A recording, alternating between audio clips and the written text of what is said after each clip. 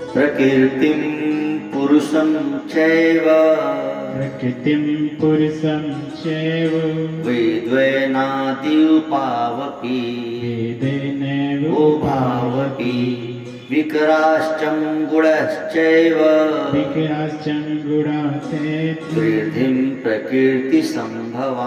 वृद्धिं प्रकृतिं संभवाम्। भगवान कहते हैं प्रकृति और पुरुष इन दोनों को ही तो अनादि जान, और राग द्वेषादि विकारों को तथा त्रिगुणात्मक संपूर्ण पदार्थों को भी प्रकृति से उत्पन्न जान। 13वां अध्याय का ये 19वां श्लोक है। भगवान कह रहे हैं प्रकृतिं पुरुषं चैव विद्वैनादि उभावपि। यह प्रकृति और यह पुरुष यानी परमात्मा दोनों ही अनादि है, यानी इनका पता नहीं। जब से परमात्मा है तभी से प्रकृति यानी माया है, जब से माया है तब से परमात्मा है।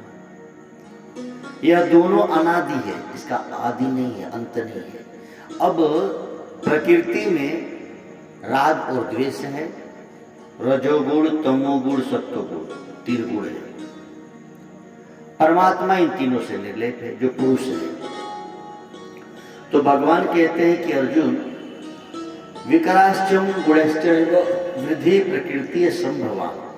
राग द्वेषादि विकार तथा त्रिगुणात्मक संपूर्ण पदार्थ को तो प्रकृति में ही उत्पन्न था, यानी प्रकृति में है, परमात्मा में नहीं है। बड़ा समझने लायक श्लोक है। एक तरफ आत्मा है और दूसरे तरफ हमारा शरीर, जिस शरीर में आत्मा रहती है, समझिए।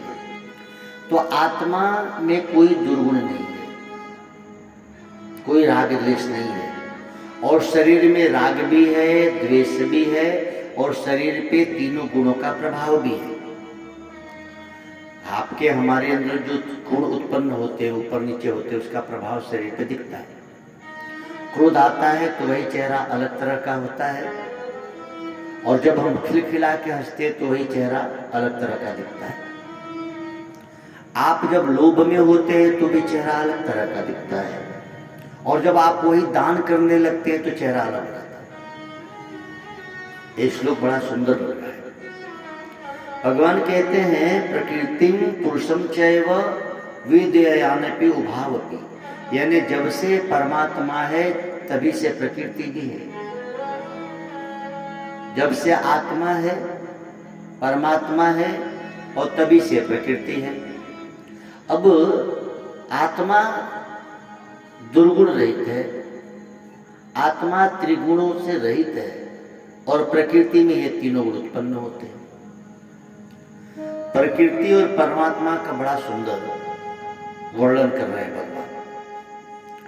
प्रकृति में राग भी है और द्वेष भी है, रजोगुण भी है, तमोगुण भी है, और सत्वगुण भी है, लेकिन इन सबको सत्ता देने वाला परमात्मा इससे परे है।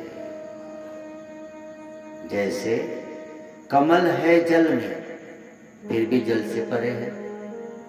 कमल जल में है और जल से परे है। ऐसे ही आत्मा शरीर में है, इस प्रकृति में है, और फिर भी प्रकृति के गुणों से परे है, बिल्कुल अलग। कभी कभी एक जैसा दो दिखते हैं, लेकिन दोनों में बड़ा अंतर होता है। रामचरितमानस का एक बड़ा सुंदर प्रसंग है।